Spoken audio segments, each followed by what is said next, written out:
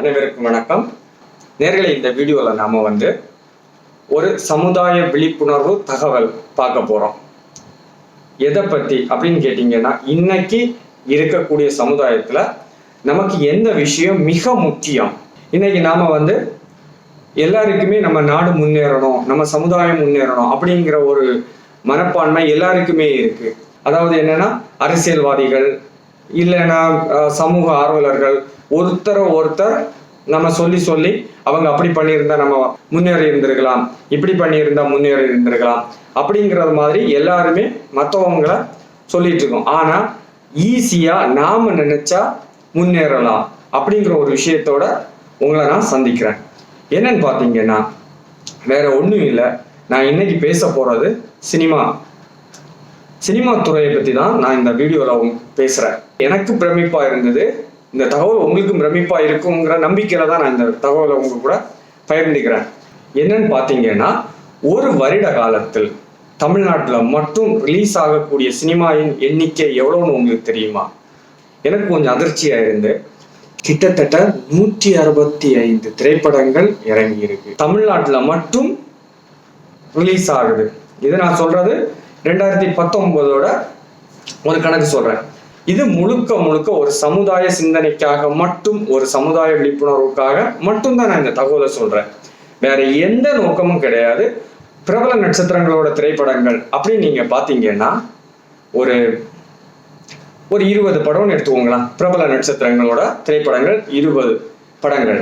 இந்த 20 படங்கள்ல இவங்க வாங்குற சம்பளம் எவ்வளவுன்னு பாத்தீங்கன்னா, அதாவது ஒரு 10 கோடியில இருந்து 60 கோடி வரைக்கும். இது நான் சொல்றது இணையதளம் மூலம் நான் தெரிந்து கொண்ட தகவல் மட்டும் நான் சொல்றேன். இது திரைக்கு பின்னால் என்ன அது நமக்கு தெரியாது.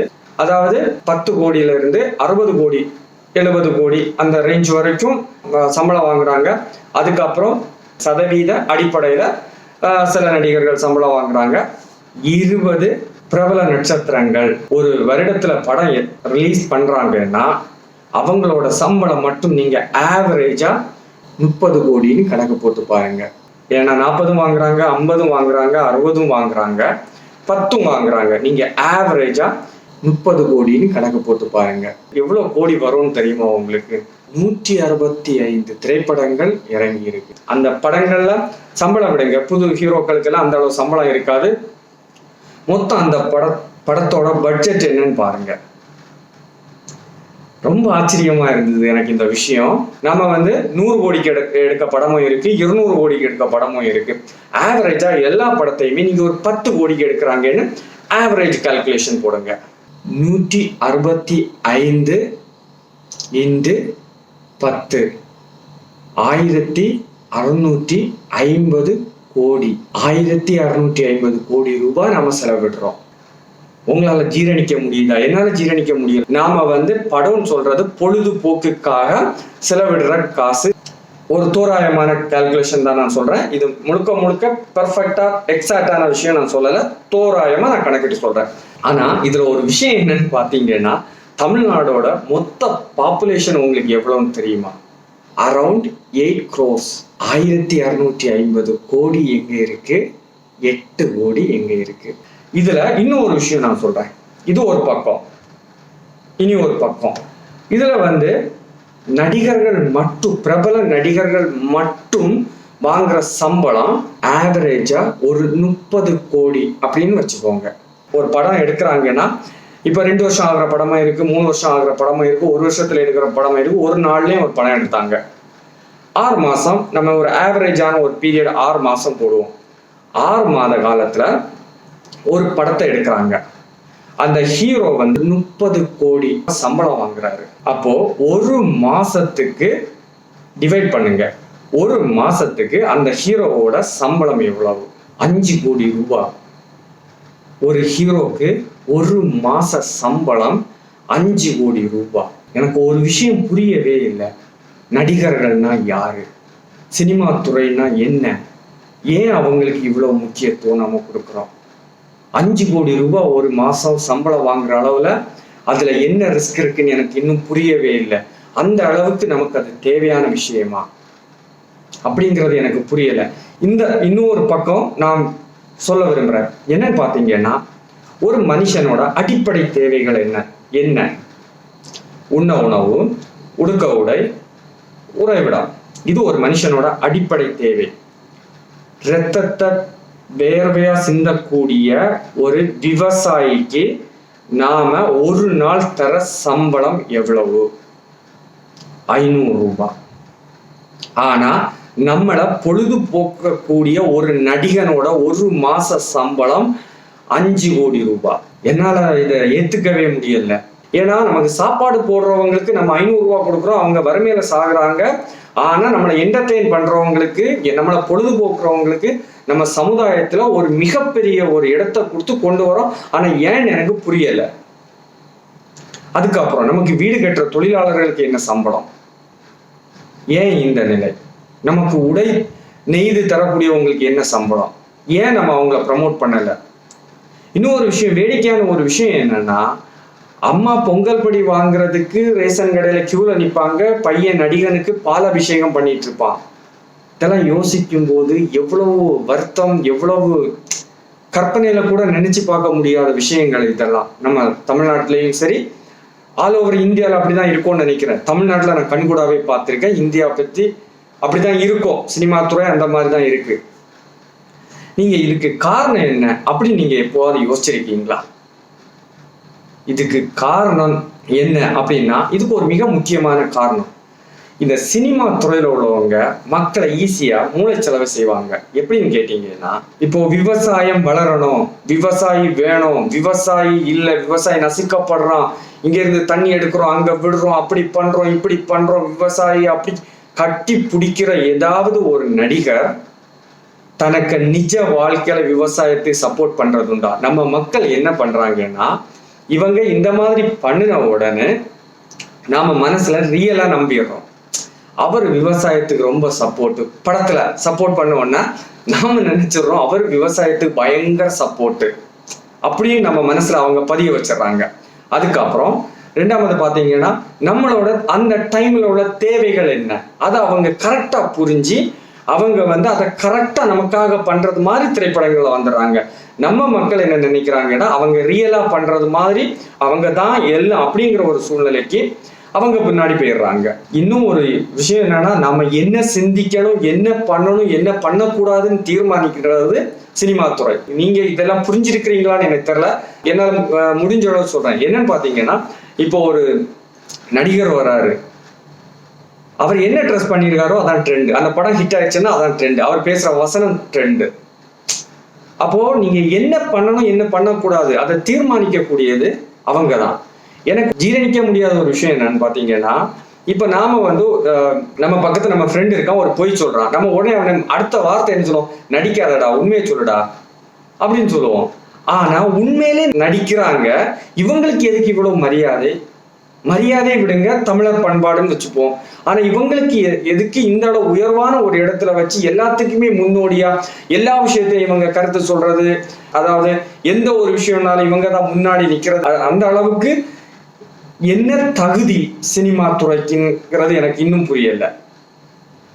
அடுத்த பக்கம் சொல்றேன், நம்ம நாடு முன்னேறாததுக்கு காரணம் என்னன்னு நீங்க யோசிச்சீங்கன்னா, இந்த சினிமா துறையில இவங்க ஒரு அளவுக்கு மேல சம்பாதிச்சுட்டு ஒரு காலகட்டத்துக்கு அப்புறம் இவங்க சம்பாத்தியத்தை என்ன பண்றாங்கன்னா அரசியல்ல அதுக்கப்புறம் இன்வெஸ்ட் பண்றாங்க. அப்போ அரசியல்ங்கிறது அந்த இடத்துல என்னவா மாறுதுன்னா, ரொம்ப பண சக்தி உள்ளவங்களால மட்டும்தான் என்றாகக்கூடிய ஒரு விஷயமா இந்த அரசியல் மாறிடுது. இது சாமானிய மனுஷன் நினைச்சு பார்க்க முடியாத அளவுக்கு உயர போயிருது. அப்போ 10 படம் ஹிட் கொடுத்துட்டோம்னா அவங்க முதலமைச்சர் ஆயிடலாம். இது தமிழ்நாடோட இன்னைக்கு நிலவரம். எவ்வளவு வேடிக்கையா இருக்கு. நீங்க யாராவது இதெல்லாம் சிந்திச்சிருக்கிறீங்களா? ரொம்ப ஆச்சரியமா இருக்கும். 10 படம், அது படம்னு சொன்னா வெறும் நடிப்பு. டைரக்டர் வருவாரு, இந்த வசனத்தை பேசுங்கன்னு சொல்லுவாரு, இவர் பேசணும். சார் இதை நீங்க பேசுறது சரியில்லை, ஒரு வாட்டி கூட பேசுங்கன்னு சொல்லுவாரு, அவர் பேசணும். அப்படி பேசி நடிக்கக்கூடிய ஒரு நபருக்கு இருக்க மரியாதை எனக்கு தெரிஞ்சு கடவுளுக்கு கூட இருக்கான்னு கேட்டாச்சுன்னா சந்தேகம் தான். இன்னைக்கு உலகில அவங்க சொல்றதுதான் வேத மந்திரம்ங்கிற மாதிரி ஒரு சூழ்நிலை இருக்கு. அப்போ சாமானிய ஒரு மனுஷனுக்கு அரசியல்ல பிரவேசிக்க முடியல. சாமானிய ஒரு மனுஷனுக்கு வந்து அரசியல்ல வர முடியல. சமூக சிந்தனை உள்ள ஒரு நபருக்கு அரசியல்ல வர முடியல. ஏன்னு கேட்டீங்கன்னா, அரசியல்ங்கிறது நம்ம நாடை பொறுத்த வரைக்கும் மிக பண வசதி படைத்தவங்களுக்கு மட்டும்தான் முடியும். ஏழைகளுக்கு அது முடியாது. இப்படிங்கிற ஒரு சூழ்நிலை உருவாயாச்சு. இனி ஒரு விஷயம், இந்த விவசாயம் அடிப்படை விஷயங்கள், விவசாயம் மட்டும் கிடையாது, அடிப்படையான விஷயங்கள் நமக்கு பண்ற யாருமே இந்த விஷயங்களுக்கு தகுதி இல்லாதவங்களா? அப்ப நமக்கு சாப்பாடு போடுறவங்க இவங்களை விட தாழ்ந்த நிலையில இருக்காங்களா? அப்படி சினிமாக்கு என்ன முக்கியத்துவம்? இந்த இடத்துல நான் ரொம்ப ஒரு வேண்டுகோள் வைக்கிறேன். தயவு செய்து சினிமாவை பொழுதுபோக்கா மட்டும் பாருங்க. அதுக்கு மேல எதுவும் பண்ணாதுங்க. முடிஞ்ச அளவுக்கு சினிமா பார்க்க தவறுங்க. டிவியில பாருங்க, இல்லைன்னா வேற ஏதாவது வழியில செல்லுல பாருங்க. வேற ஏதாவது வழியிலன்னா உங்களுக்கு புரியும், மொபைல்ல பாருங்க. ஃபர்ஸ்ட் நாள் ஃபர்ஸ்ட் ஷோ 2500 ரூபாய் கொடுத்து பார்த்தேன், 2000 ரூபாய் கொடுத்து பார்த்தேன். தயவு செய்து அந்த மாதிரி போய் இந்த மாதிரி ஆட்களை வளர வச்சு நம்ம நாடோட கலாச்சாரம் பண்பாடு எல்லாம் சீரழிக்காதுங்க. தயவு செய்து பண்ணாதுங்க. இன்னும் ஒரு விஷயம் என்னன்னா, நம்ம விவசாயிகள், நமக்கு துணி நெய்து தரவங்க, வீடு கட்டுறவங்க, இந்த மாதிரியான நபர்கள், அதாவது நம்மளை போல அடிப்படையான மக்கள் வந்து எவ்வளவு சமுதாய சிந்தனை இருந்தாலும் அரசியல்லையோ நம்மளை ஆளக்கூடிய அளவுலையோ வர முடியாததுக்கு இதுதான் காரணம். ஒரு விஷயம் என்னன்னா, இந்த பணம் இந்த மாதிரி ஒரு சில ஆட்கள்கிட்ட போய் குவிறதுனால பொருளாதார ரீதியா எவ்வளவு பிரச்சனைகள் வரும்னு உங்களுக்கு தெரியுமா? இது எக்கனாமிக்ஸ் படிச்சவங்க இதை ஈஸியா புரிஞ்சுப்பாங்க. பணம் ஒரு குறிப்பிட்ட நபர்கள்ட்ட போய் குவிஞ்சிருக்கும். இருக்கவங்கள்ட்ட அளவுக்கு மேல இருக்கும், இல்லாதவங்கள்ட்ட சுத்தமா இருக்காது. நான் என்ன சொல்ல வரேன்னா, ஒரு ஃபங்க்ஷன் நடக்குது, இதை எப்படி மாற்றலாம், இதை எப்படி திருப்பலாம், இந்த சூழ்நிலை இருந்து எப்படி நம்ம வெளியே வரலாம், நான் சூப்பரா உங்களுக்கு சொல்றேன் கேளுங்க. என்னன்னா, ஒரு ஃபங்க்ஷன் நடத்துறோம், அந்த இடத்துல நல்ல விவசாயி யாரு அவங்கள கூப்பிடுங்க, அவங்களுக்கு அவார்டு கொடுங்க, அவங்களுக்கு தலைமை தாங்க வைங்க. அதை பார்க்குற மற்றவங்க அந்த இடத்துல நான் தான் வரணும்னு சொல்லி ரத்தத்தை வேர்வையா சிந்தி உழைப்பாங்க, முன்னாடி வருவாங்க. அதே போல அரசாங்கம் சினிமாவுக்கு விருது கொடுக்கறத ப்ரொமோட் பண்ணாதுங்க, அதுக்கு சப்போர்ட் பண்ணாதுங்க. விருது கொடுக்க வேண்டிய நபர்கள் நமக்கு விவசாயம் பண்ணி தரவங்க, நமக்கு அன்றாட நம்ம வாழ்க்கைக்கு தேவையான அடிப்படை வசதிகளை செய்து தரவங்களுக்கு தான் நம்ம அதிகம் விருது கொடுக்க வேண்டியது அவங்களுக்கு மட்டும்தான். இப்ப கவர்மெண்ட் ஒண்ணு வேண்டாம், தமிழ்நாட்டுல இந்த வருஷம் அதிக நெல் சாகுபடி செய்தது, நெல் விவசாயம் செய்தது இந்த நபர்னு ஒருத்தங்களை கூப்பிட்டு அவங்களுக்கு ஒரு அவார்டு கொடுத்தாங்கன்னா அந்த இது பார்த்துட்டு எத்தனை பேர் அது மாதிரி முயற்சி பண்ணுவாங்க. விவசாயம் எவ்வளவு ஈஸியா பெருகி வரும். நாம இது மாதிரி சின்ன சின்ன நிகழ்ச்சிகளை இவங்களை கூப்பிட்டு பெருமைப்படுத்த தொடங்கணும்னா ரொம்ப வைராக்கியமா இன்னும் ரொம்ப தனக்கு உழைப்ப நமக்கு வேண்டி செலுத்தி மகிழ்ச்சியோட செலுத்துவாங்க. அவங்க வாழ்வாதாரமும் உயரும்.